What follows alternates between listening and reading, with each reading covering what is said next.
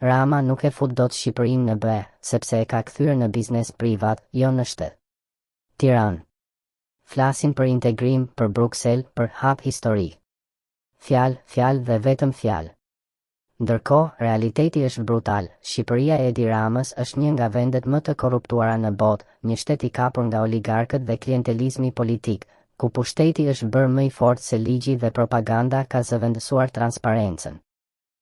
Europa nuk hyn në foto, ajo hyn në institucione. Nuk mjafton një foto me Ursula von der Leyen për të hyrë në euro. BE nuk të pranon me tapete të kuqe, por me institucione që funksionojnë. Shqipëria i ka shkatëruar ato, gjykatat janë të paralizuara, drejtësia është selektive, ndërsa reformën e famshme Rama e përdori si mjet për të spastruar kundërshtarët politik, jo për të krijuar drejtësi të pavarur. 2. Korrupsioni është oksigjeni i kësaj qeverie. Sipas Transparency International, Shqipëria renditet në fund të listës europiane për ndershmëri. Kjo nuk është perceptim, është diagnozë. Nga tenderat publik tek lejet e ndërtimit, çdo gjë blihet, shitet dhe ndahet sipas lidhjeve partijake. Rama e ka kthyer shtetin në një rrjet patronazhimi që ushqehet me para publike. Dhe Europa e di këtë më mirë se kushto. 3. Reforma në drejtësi, një operacion pa zemër. U premtua si pastrimi i madh, por u kthye në një vetting politik. U hoqën disa gjyqtar, por vendin e tyre e zun të tjerë me të njëjtin mentalitet. Gjyqësori mbeti bosh, spak përdoret si flamur propagandistik sa herë që duhen lajme pozitive. Ndërkohë, dosjet e mëdha që prekin pushtetin qëndrojnë pezull, ose zhduken magjikisht në labirintin e sistemit. 4. Liria e medias. Vetë censur me kontratë. Gazetarët kritik marginalizohen, mediat e mëdha janë nën kontroll të plot financiar nga pushteti. Ata që guxojnë përndiqen me inspektime, gjoba apo presion ekonomik.